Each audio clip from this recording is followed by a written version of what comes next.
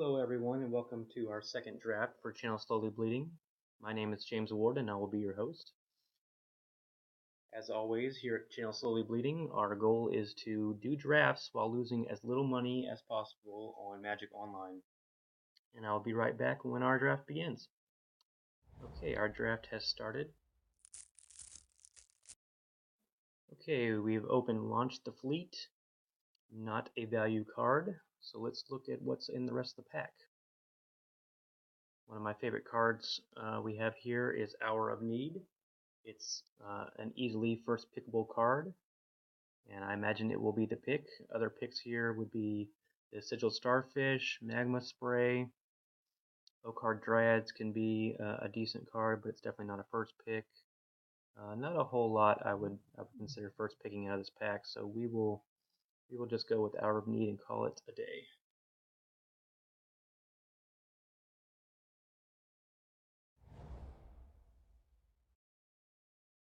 Okay, in this pack we have Storm Chaser Chimera. I don't want to jump into two colors just yet, so we won't pick that.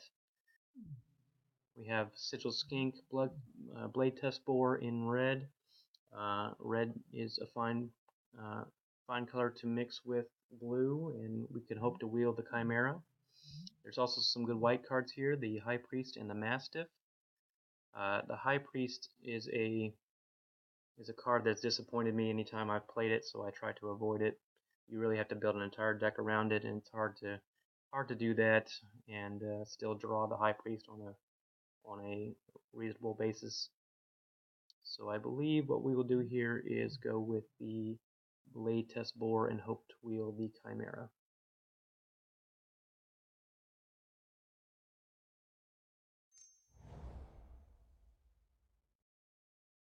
Okay, in pack 3 we see a Starfish. Seeing some good white pass to us. We have Eagle of the Watch and Moral Obstinacy. The Chimera is another card that you really have to build a deck around.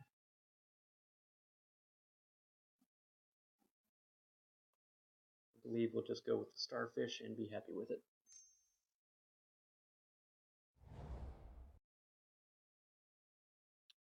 Okay, here we have a Swiftclaw, another Eagle of the Watch, and a Moral Obstinacy. Those are decent white cards. The only thing we have here in blue is Interpret the Signs. I don't mind playing one of them, but I won't pick it this early. We have Twin Flame again in red. It's not a card that I like to build a deck around, so I won't be picking that. I think we will hedge the white is open and go ahead and pick this Swiftclaw.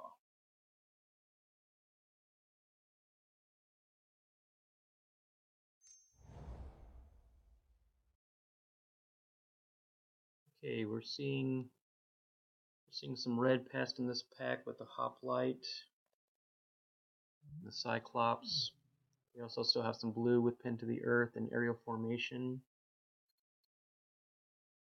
I think we'll stick on our blue plan and pick Pin to the Earth pretty happily.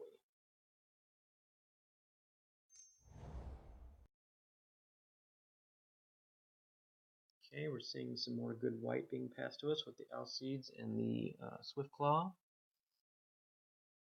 Swiftclaw is one of the best commons for white, so I think we'll be pretty happy to get that in our deck.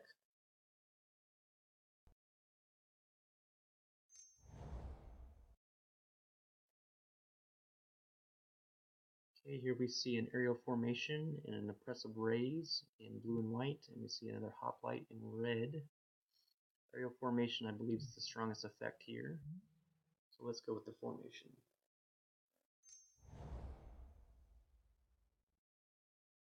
Okay, not a whole lot for us in blue and white here, just the Devourer, which I don't think is a very playable card, at least not in a aggressive flying deck or a evasive flying deck anyway, so I don't think we'll be picking that. I think we will take the red card. We just don't see a whole lot in here that we care about. I don't think we'll end up playing this red card, but let's go ahead and take it.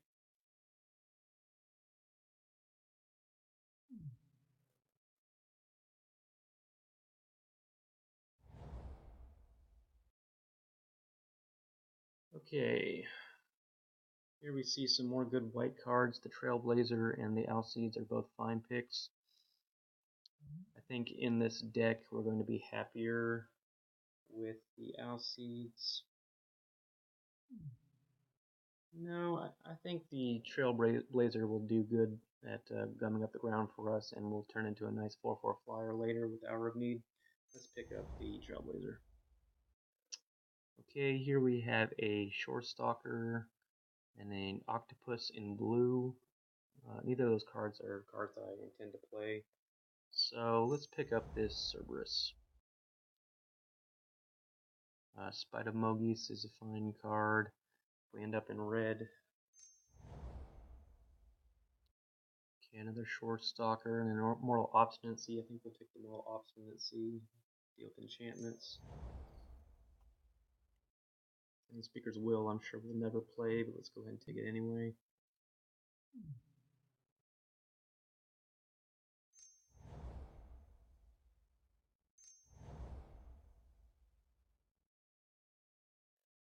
Alright, let's see what happens in Born of the Gods.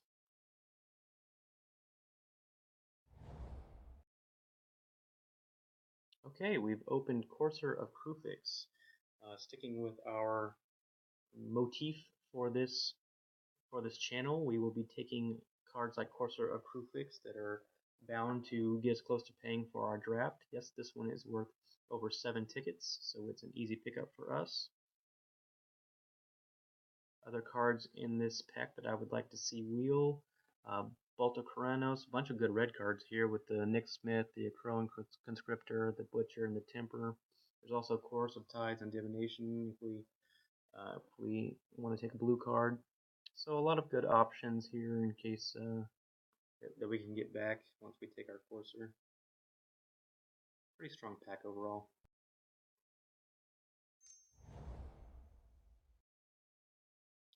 Okay, we see a Temple. It's in 2 of our colors. Let's see what it's worth. That's a fine card at 1.5 tickets maybe. It fits with our rule of picking any card that is worth more than 10% of the draft. That, along with the Courser, will just about pay for our entire draft. Our draft today costs 9 tickets, so we'll be taking anything that costs that it affords us at least a ticket in trade. So we will take the Temple. Not a whole lot we're missing by taking the Temple. There's a Sudden Storm here I wouldn't mind getting back.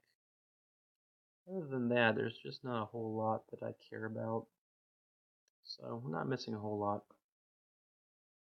We can consider taking cards that we think will win us the draft over small value cards like this 1.5 ticket card, but this doesn't seem to be a pack where that will affect us.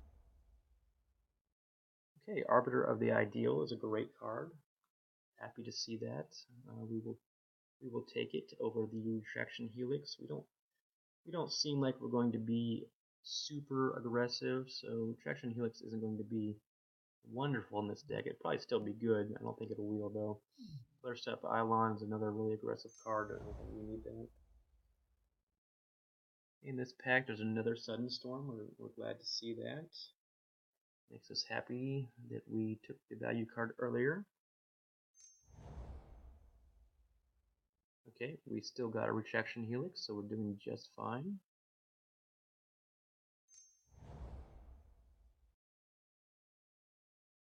Alright, here we see nothing really for us.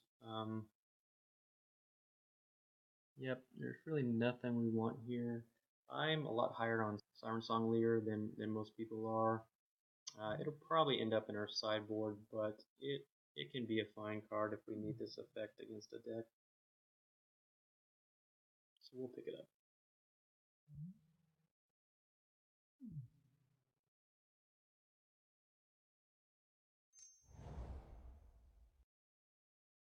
In this pack, again, not a whole lot for us.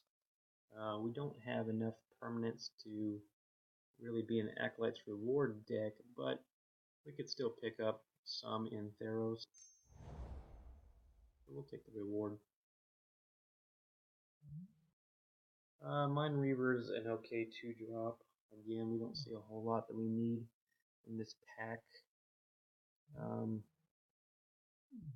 Rollicker's an okay red card, but it doesn't really help this deck much. I think we'll just take the 2-drop. Probably won't end up playing it, especially if we end up 3-color.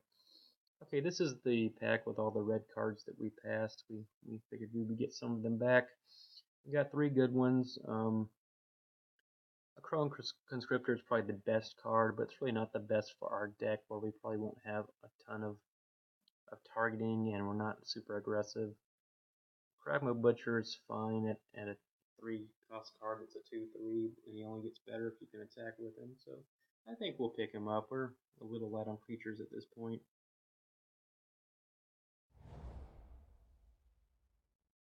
Okay, Scouring Sands is a good sideboard card if we end up in red. I don't think we'll ever play the Serpent.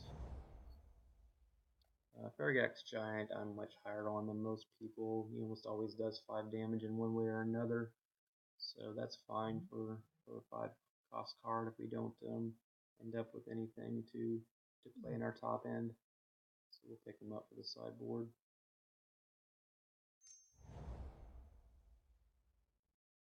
Nothing here.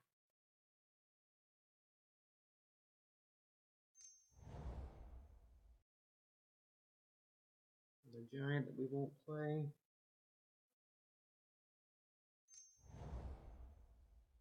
Grizzly Transformation that we definitely won't end up playing. And let's see what happens in Theros.